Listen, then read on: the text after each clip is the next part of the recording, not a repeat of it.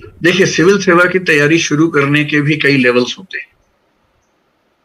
Civil सेवा की तैयारी का एक हिस्सा है कि आप पढ़ाई कब शुरू कर दें सिविल सेवाओं के लिए, यानी कि सिलेबस की तैयारी कब शुरू कर दें। लेकिन पढ़ाई की शुरुआत करने से पहले एक लेवल और भी है, ये 2 लेवल्स और भी हैं। एक लेवल है कि सिविल सेवा परीक्षा की तैयारी के लिए अपने मन को मजबूत बनाना कब से शुरू कर देना चाहिए, क्योंकि मन की मजबूती बहुत जरूरी है इस परीक्षा में। ये 2 दिन 4 दिन की तैयारी नहीं है।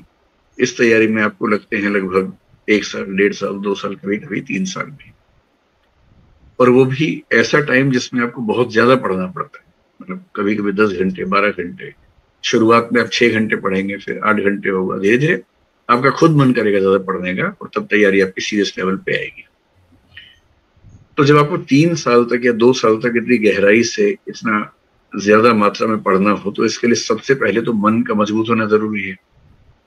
तो मेरे ख्याल से सबसे पहली जरूरत तैयारी के स्तर पे ये है कि आप अपने मन को मजबूत करें, संकल्प को मजबूत करें। दूसरी तैयारी है कि यूपीएससी की जो अपेक्षाएं हैं आपसे, जैसा माइंडसेट आपका चाहिए, उस माइंडसेट की तैयारी करें। उस माइंडसेट में कुछ थिंकिंग स्किल्स हैं कि आपको सोचना कैसे चाहिए किसी भी मुद्दे पे। तो 360 डिग्री थिंकिंग जिसको बोलते हैं, कि हर पक्ष के, यानी हर मुद्दे के पक्ष में, विपक्ष में उसकी उपयोगिता क्या है, उसके नुकसान क्या है, हर पहलू पर सोचने का अभ्यास होना चाहिए। जैसे सिंपल सा एग्जांपल ये कि मान लीजिए आपके पास व्हाट्सएप पे कोई मैसेज आया किसी जाति के खिलाफ, धर्म के खिलाफ, देश के खिलाफ, और उसमें कुछ नकली तथ्य पेश किए गए हैं। तो सीधे भरोसा करने के बजाय यदि आप उस पर थोड़ा सा रिसर्च करने लगते हैं, तो इसका मतलब आपका दिमाग अब यूपीएससी जैसा होने लग गया है। दी हुई बातों को वैसा का वैसा स्वीकार मत कीजिए, उन पर थोड़ा सा डाउट कीजिए। और रिसर्च करने के लिए क्या करना है, सिर्फ इंटरनेट पर जाके टाइप करना है, गूगल में बहुत सारे आर्टिकल्स आपको मिल जाएंगे। और जहां आपने किसी भी ऐसी बात को वेरीफाई करने के लिए कुछ आर्टिकल्स को पढ़ना शुरू कर दिया, इसका मतलब अब आप 360 डिग्री थिंकिंग के रास्ते पर चल पड़े। एक तो ये है। डिबेटिंग स्किल्स बहुत जरूरी है कि आप किसी भी बात के पक्ष विपक्ष दोनों को समझ के बैलेंस कर सके। स्पीकिंग स्किल्स हैं जो इंटरव्यू में काम आती हैं, कि आप ठीक से बातों को बोल पाते हैं। राइटिंग स्किल्स बहुत जरूरी है कि आप किसी बहुत बड़ी बात को जो 1000 शब्दों में है, उसको आप 100 शब्दों में ब्रीफ कर पा रहे हैं। या किसी बहुत छोटे से विषय पर जो जिसका कोई सिर पैर समझ में नहीं आता है, उस पर आप 1000-1200 शब्दों का निबंध लिख पा रहे हैं। यूपीएससी में ऐसे निबंध आते हैं जो कई बार समझ ही नहीं आता कि वो क्या पूछना चाह रहे हैं, लेकिन उस पर 1200 शब्द आपको लिखने होते हैं। तो मेरा कहना यह है कि वैसे तो अगर आप एक अच्छे स्टूडेंट रहे हैं और 20-21 की उम्र में शुरू करते हैं या 22-23 में शुरू करते हैं, तो भी कोई दिक्कत नहीं। लेकिन यदि आप सिविल सेवाओं को लेकर शुरू से सीरियस हैं और आप एज अर्ली एज पॉसिबल उसमें सिलेक्ट होना चाह रहे हैं, क्योंकि जितना जल्दी सिलेक्ट होंगे सीनियोरिटी उतनी ज्यादा मिलेगी। और इस सर्विस का असली मजा कलेक्टर होने में नहीं है, इस सर्विस का असली मजा सेक्रेटरी होने में है। और सेक्रेटरी होने का मतलब लगभग 30-31 साल की सर्विस के बाद आप सेक्रेटरी बनते हैं।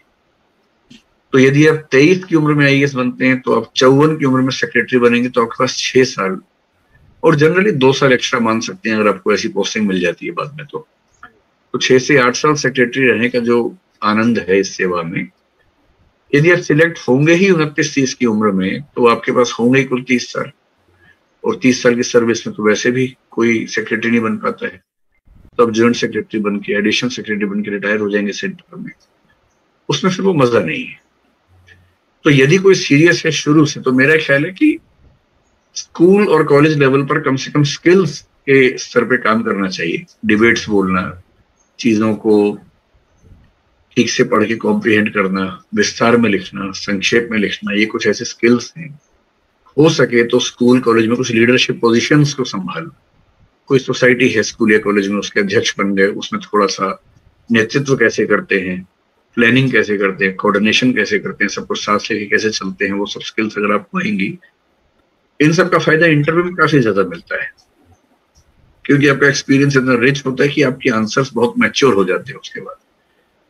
तो मेरा ख्याल है कि आपको स्कूल और कॉलेज की लाइफ में एक तो मोटिवेशन, अपना मन मजबूत करने के लिए कुछ सिविल सेवाओं की या सिविल सेवकों की डायरी पढ़ लीजिए, उनकी किताबें पढ़िए उनके बारे में। कुछ जैसे एक उपन्यास पिछले साल आया था 12th फेल, जो एक बच्चे की कहानी है जिसने 12वीं क्लास में फेल होने के बावजूद बाद में आईपीएस वो बना। मनोज उसका नाम है, अभी डीआईजी है महाराष्ट्र में। ऐसे कुछ कहानियां आपको मोटिवेशन के लिए हेल्पफुल हो सकती है। तो शुरुआत में 10वीं 11वीं 12वीं क्लास में वो सब पढ़ सकते हैं ऐसी कहानी। और डिबेटिंग, पब्लिक स्पीकिंग, कुछ स्कूल कॉलेज की जिम्मेदारियां संभालना, राइटिंग स्किल्स में दो चीजें, किसी बहुत संक्षिप्त बात पे विस्तार में लिखना और बहुत विस्तृत बात को बहुत संक्षेप में ब्रीफ करना, इस तरह से कोई पॉइंट मिस ना हो। ये स्किल्स आप कॉलेज में अगर डेवलप कर लेते हैं तो मेरे ख्याल से कॉलेज के बाद, और यदि ये बहुत सीरियस हैं तो आप कॉलेज के फर्स्ट ईयर के बाद से सीरियस प्रिपरेशन में उतर सकते हैं। और अभी तो क्योंकि कॉलेज चल भी नहीं रहा है तो आप कॉलेज की शुरुआत से भी तैयारी कर सकते हैं। ऑनलाइन में तो ये सुविधा भी है कि आप अगर कोई ऐसा ऑनलाइन प्लेटफॉर्म ज्वाइन कर लिया आपने तो उसमें आप 2 साल 3 साल 4 साल तक जितनी बार चाहें पढ़ भी सकते हैं, रिवाइज भी कर सकते हैं। तो आप जिस भी यूनिवर्सिटी में जिस भी कॉलेज में पढ़ते हैं वहीं रहते हुए ऑनलाइन प्रिपरेशन की मदद से तैयारी की शुरुआत कर सकते हैं। पहले ये लिमिटेशन थी कि आप कॉलेज कर लेंगे, फिर आपको तैयारी करने के लिए किसी और शहर में जाना होगा, फिर वहां जाके आप तैयारी शुरू करेंगे। अब तो वो लिमिटेशन है नहीं, आप जहां भी रहते हैं वहीं से जो भी ऑनलाइन प्लेटफॉर्म आपको अच्छा लगे उस ऑनलाइन प्लेटफॉर्म से मदद लेके फिर तैयारी शुरू कर सकते हैं। कॉलेज के साथ फर्स्ट या सेकेंड ईयर में शुरू कर देना चाहिए।